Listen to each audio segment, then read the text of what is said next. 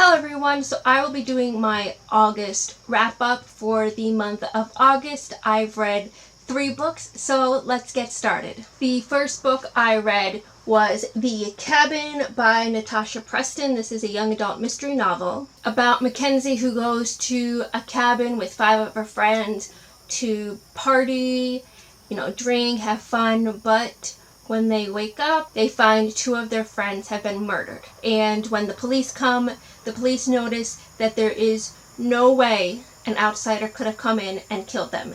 So Mackenzie has to find out which of her friends is a murderer. I didn't know how to rate this book because I know it isn't a good book. It isn't well written. The plot is very predictable, but I still really enjoyed it personally. So I didn't want to rate it highly because I knew it isn't a good book, but I kind of didn't want to rate it low because I liked it. It was an easy read. I read this right after the reading rush, so I was kind of in a slump, and so this helped me just find a really easy read and enjoy. I compared this book to a Lifetime movie or a Hallmark movie where you are aware that it's not a good movie, but you like it anyway because you're entertained. So you watch it and you're entertained, but you're not really going to recommend the movie to anybody, and that's how I feel about this book. I was entertained, but I'm not going to recommend it to anybody. I'm not going to be like, yay, it's good, because I'm aware that the plot is very predictable and nothing really shocking about this book. The second book I read was Vicious by V.E. Schwab. This is a science fiction fantasy novel about Eli, who was looking into people with special abilities for a school project. And while looking into this, he figures out that everyone had a near-death experience. So he enlists his friend Victor to help him find a way that he could have a near-death experience enough that he will be able to get these special abilities. So they do put it to the test. Eli was successful, and he kind of didn't want Victor to do it, so Victor ended up doing it by himself, and something goes horribly wrong and someone gets killed, and Victor ends up going to prison. So it's 10 years later, and Victor breaks out of prison and seeks revenge on Eli. This was a reread for me. I love it. I think I loved it more the second time reading it. Both Eli and Victor do horrible things. There's not really a great character in this book, so you're kind of not sure who to root for, but Victor is one of those lovable kind of horrible bad guys. So you kind of do end up rooting for him, but then you're like, should I be? Because he is a bad person. But so is Eli. Besides the superpowers part of the book and fantasy part of the book, it kind of delves into human behavior. So when someone dies for a little bit and has this near-death experience, they gain the superpowers, but they kind of lose something in the process. They lose fear.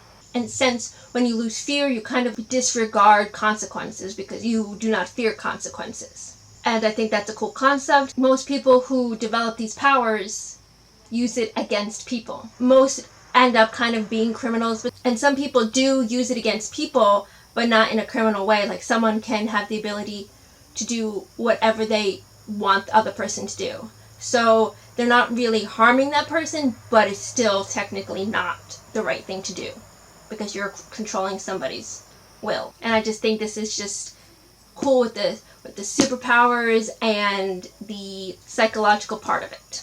The last book I read is American Predator by Maureen Callahan. This is a true crime novel about the serial killer Israel Keyes. He committed a long series of murders and rapes until he was captured in 2012. I thought this was an amazing true crime novel. It opens with his last victim and the stages that ended up him being caught, and then him being interviewed for the murders, and then basically his life in general, like his childhood and before he committed these crimes. I think it was set up very nicely. The only problem I had was that there wasn't enough information about his victims. It was mainly about him, which I enjoy because I get to go into the mind of the serial killer but I do like it when they focus a lot on the victims, and they didn't do it in this book. So after I finished it, I didn't really know any of his victims' names and who they were, which I don't like because it should be more about the victims than the serial killer. A big reason that I enjoyed reading this book is because I had no idea who this was.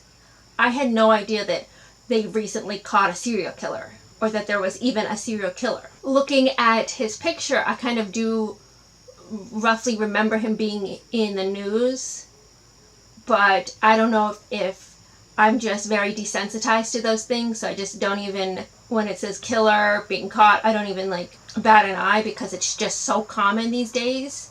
So I think that's kind of sad that like serial killers don't even faze me now in the media. I think it's fascinating that the police didn't even know there was a serial killer until his last victim. He did this in multiple states, and they kind of didn't even fit because I don't even think they found bodies, and so it was just when they caught him, they realized that he was a serial killer, which is frightening because there could be many serial killers out there that we just don't know about it because cops don't talk to other cops in other states, and so they could be committing crimes all over the place and we wouldn't know. So I do recommend this true crime novel if you like true crime. So those are all the books I read in the month of August. Like and subscribe, and I will see y'all later. Bye!